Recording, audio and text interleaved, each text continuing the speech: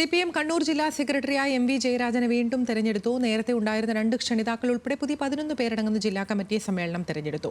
തളിപ്പറമ്പിൽ നടന്ന സമാപന സമ്മേളനം മുഖ്യമന്ത്രി പിണറായി വിജയൻ ഉദ്ഘാടനം ചെയ്തു.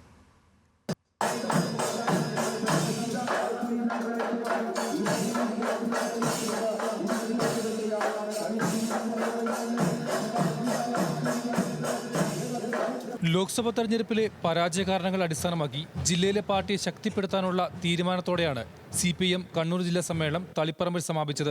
ജില്ലയിൽ പാർട്ടി ശക്തി കേന്ദ്രത്തിലടക്കം BJPക്കുണ്ടായ വളർച്ചയെ പ്രതിരോധിക്കണമെന്നതാണ് സമ്മേളനത്തിന്റെ പ്രധാന രാഷ്ട്രീയ തീരുമാനം. ഏകകണ്ഠമായാണ് ജില്ലാ സെക്രട്ടറിയായി MV ജയരാജനെ വീണ്ടും തെരഞ്ഞെടുത്തത്. സംസ്ഥാനത്തോടുള്ള കേന്ദ്ര അവഗണനയ്ക്കെതിരെ ശക്തമായ പ്രതിഷേധം ഉണ്ടാകുമെന്ന് സമാപന സമ്മേളനത്തിൽ മുഖ്യമന്ത്രി പറഞ്ഞു. എന്തും പറയാവുന്ന ഒരു നിലയാണോ സ്വീകരിക്കേണ്ടത്? അങ്ങേയറ്റം പ്രതിഷേധാർഹമായ നിലപാടാണ് ഇവരുടെയെല്ലാം ഭാഗത്ത് നിന്നുണ്ടായിട്ടുള്ളത്.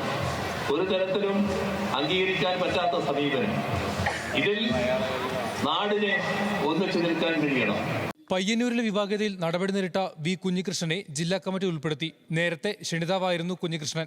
മറ്റൊരു ക്ഷണിതാവായിരുന്ന MV നികേഷ് കുമാറിനെയും ജില്ലാ കമ്മിറ്റി ഉൾപ്പെടുത്തി. അതേസമയം മുൻ സംസ്ഥാന സമിതി അംഗവും തളിപ്പറമ്പ് മുൻ MLAയുമായ ജെയിംസ് മാത്യുവിനെ കമ്മിറ്റിയിൽ നിന്ന് ഒഴിവാക്കി. SFI സംസ്ഥാന പ്രസിഡന്റ് K അനുശ്രീ, DYFI ജില്ലാ secretary Sarin Sasi, president Muhammad Afsal, P Govindan, KPV Preetha, N Anilkumar, CM Krishnan, K Janardhanan, CK Rameshan എന്നിവരാണ് കമ്മിറ്റിയിലെ പുതുമുഖങ്ങൾ. പ്രവർത്തന റിപ്പോർട്ടിലെയും പൊതുചർച്ചയിലെയും വിമർശനങ്ങൾക്ക് പിന്നാലെ പിണറായി വിജയന്റെ മറുപടി പ്രസംഗത്തിലും ജില്ലാ പഞ്ചായത്ത് മുൻ പ്രസിഡന്റ് PP ദിവ്യയെ പൂർണ്ണമായും തള്ളി.